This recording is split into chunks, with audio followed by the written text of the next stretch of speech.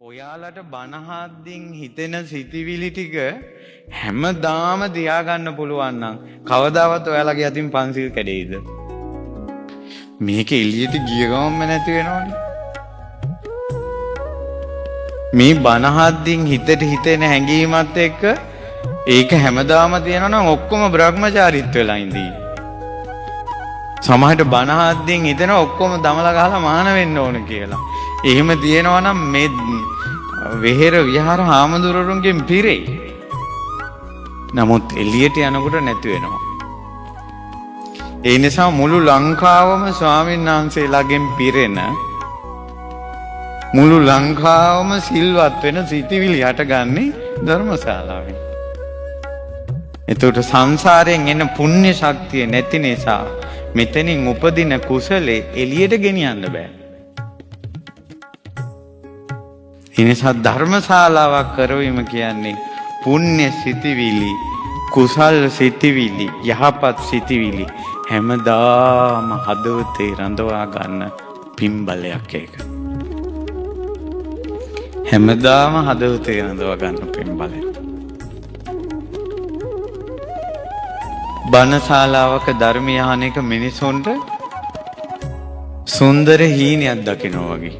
ගෙවල් වල ප්‍රශ්න ගොඩේ පිච්චි ඇවිලි ඉඳලා බණ අහනකොට විතරයි හිත ඩිංගිත් සැනසෙන්නේ.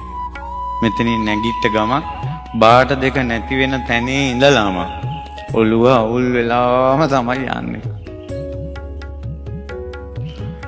අර ඉඳගෙන ඉන්න ඩිංගට විතරයි ඩිංගක් සැනසීම තියෙන්නේ. ඇත්තටම ධර්මශාලාව කියන්නේ මිනිසුන්ට සැනසීම දෙන තැනක්. ඒව අරන් යන්න බැරි එක අපේ ප්‍රශ්නය. ධර්මශාලාව කියන්නේ අපිට අසහනය දෙන තැනක්ද සැනසීම දෙන තැනක්ද? දුවේ පුතේ සැනසීම දෙන තැනක් හැදුවොත් සැනසීම Tamanට ලැබෙනවා. සැනසීම Tamanට ලැබෙනවා.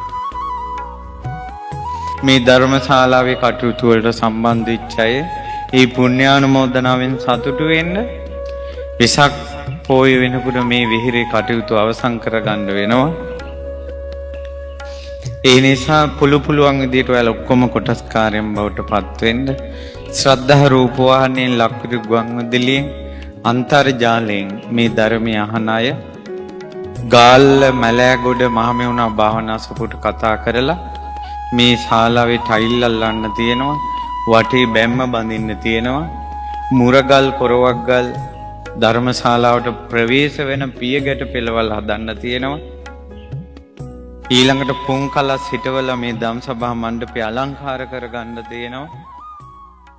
අපිට තව පොයවල් දෙකයි ඉතුරු